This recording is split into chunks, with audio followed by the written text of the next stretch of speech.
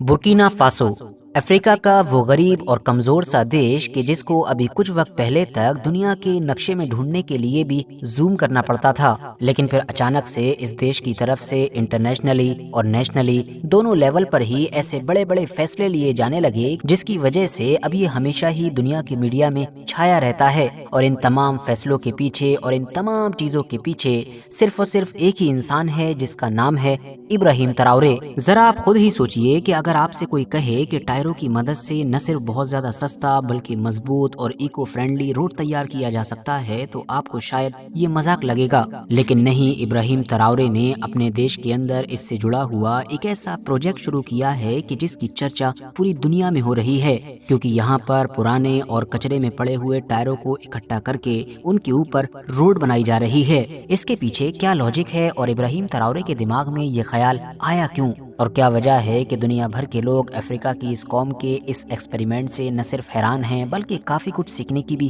कोशिश कर रहे हैं, और कैसे इब्राहिम ट्राओरे का ये बड़ा ही अजीबो गरीब और हैरान कर देने वाला मंसूबा बुर्किना फासो की किस्मत बदल रहा है। साथियों, सबसे पहले तो हमारे लिए ये जान लेना जरूरी है कि अफ्रीका के बाकी ज्यादातर गरीब और कमजोर देशों की तरह बुर्किना फासो का भी जो इंफ्रास्ट्रक्चर है वो काफी पुराना और बुरे हाल में है। सड़कों का हाल तो हमेशा से ही ऐसा रहा है कि थोड़ी बारिश हो जाने पर बहुत सारी सड़कें बह जाया करती थी, इवन अभी भी बहुत सारी बह जाया करती हैं। छोटे बड़े गांव को शहरों से मिलाने वाली सड़कों की तो बात ही ना कीजिए, उनका हाल इतना बुरा कि बच्चों की स्कूल गाड़ियां हो या एम्बुलेंस हो घंटों घंटों इन कच्चे और कमजोर रोडों पर फंसी और अटकी रहती थी। बस इन्हीं तमाम बड़ी परेशानियों से छुटकारा हासिल करने के लिए एक बड़े और नए मंसूबे पर काम शुरू किया गया, लेकिन इब्राहिम ट्राओरे कि जिसका शुरू से ही फोकस इस बात पर रहा है कि हमको वेस्टर्न पावर से आज़ादी चाहिए, उनके इन्फ्लुएंस को अपने अफ्रीका के इलाके से ख़त्म करना है, किसी भी बड़ी ताकत से ऐसा कोई भी कर्जा नहीं लेना है कि जिसकी वजह से हम उनके जाल में फंस कर रह जाएं। तो उसके सामने इस मंसूबे को शुरू करते वक्त सबसे बड़ा चैलेंज ये भी था कि इस मंसूबे को सस्ते से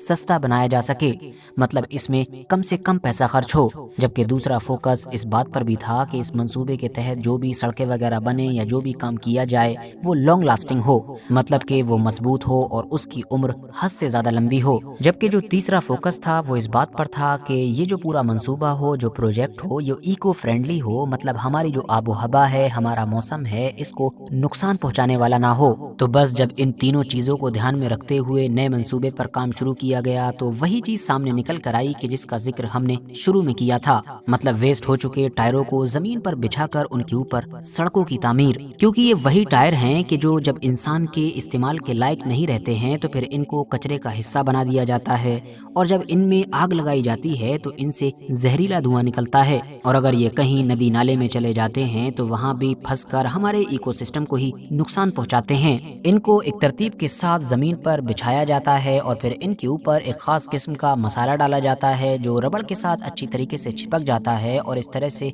रोड तैयार होता है। अब ये तरीका हमारे इकोसिस्टम, हमारी आबो हवा के लिए तो अच्छा है ही, जैसा कि हमने जाना, मगर साथ ही सस्ता भी है। दावा किया जाता है कि जो बाकी ट्रेडिशनल सड़क बनाने के तरीके हैं उनके मुकाबले में ये अनोखा तरीका लगभग 40% सस्ता है। अब ये प्रोजेक्ट कि जिसको एक बड़े लेवल पर प्लान किया गया है, ये बुर्किना फासो जैसे एक गरीब और कमजोर देश में न सिर्फ हद से ज्यादा रोजगार लेकर आ रहा है बल्कि बुर्किना फासो के इंपोर्ट पर भी कट लगा रहा है। और जाहिर सी बात है, यही तो इब्राहिम ट्राओरे का शुरू से ही सबसे बड़ा विजन रहा है, मतलब बाहरी ताकतों पर कम से कम डिपेंड होना। उसकी वजह यह है कि इस प्रोजेक्ट में टायर, रेता या इस तरह की जो भी बेसिक चीजें इस्तेमाल हो रही हैं वो सब इनके अपने ही देश बुर्किना फासो की ही हैं। इब्राहिम ट्राओरे के इस अजीबोगरीब प्रोजेक्ट को न सिर्फ आसपास के अफ्रीकन देशों की तरफ से बल्कि बाकी दुनिया के भी बहुत सारे एक्सपर्ट्स की तरफ से काफी सराहा गया है। खास तौर से आसपास के जो अफ्रीकी देश हैं वो इस प्रोजेक्ट को काफी गहराई के साथ समझने और परखने की कोशिश कर रहे हैं, ताकि अगर मुमकिन हो तो वो इस सस्ते और हैरान कर देने वाले मंसूबे को अपने गरीब अफ्रीकी देश में भी एग्जीक्यूट कर सकें। और साथियों, यहाँ पर मामला सिर्फ रोड प्रोजेक्ट्स का ही नहीं है, बल्कि बुर्किना फासो के अंदर ये देखा जा रहा है कि पिछले कुछ वक्त से सोलर एनर्जी हो या फिर वाटर सप्लाई सिस्टम हो, मतलब नदियां हो, डैम्स हो, इन सारे ही क्षेत्रों में बड़े बड़े प्रोजेक्ट्स की एक बाढ़ आ चुकी है। इतने ज्यादा मंसूबे लॉन्च किए जा रहे हैं कि आज से कुछ वक्त पहले तक कोई ये इमेजिन भी नहीं कर सकता था कि के इतने ज़्यादा और बड़े बड़े मंसूबे एक अफ्रीकन देश के अंदर लॉन्च हो सकते हैं। अगर वाकई बुर्किना फासो में सब कुछ ऐसा ही चल रहा है जैसा मीडिया के जरिए से लगातार हमको दिखाया जा रहा है और आगे भी ऐसा ही चलता रहा तो शायद हम कह सकते हैं कि एक अच्छा मुस्तकबिल, एक अच्छा फ्यूचर बुर्किना फासो के लोगों का इंतजार कर रहा है। बाकी इस पूरे मामले पर आप लोगों की क्या राय है कमेंट्स बॉक्स में ज़रूर बताएं। वीडियो अगर जानकारी से भरपूर लगी हो तो लाइक करने के साथ साथ दोस्तों के साथ ज़रूर शेयर करें और ऐसे ही नॉलेजेबल और हिस्टोरिकल वीडियोस हमेशा देखने के लिए हमारे इस चैनल को सब्सक्राइब करने के साथ साथ बेल आइकन को ज़रूर प्रेस करें।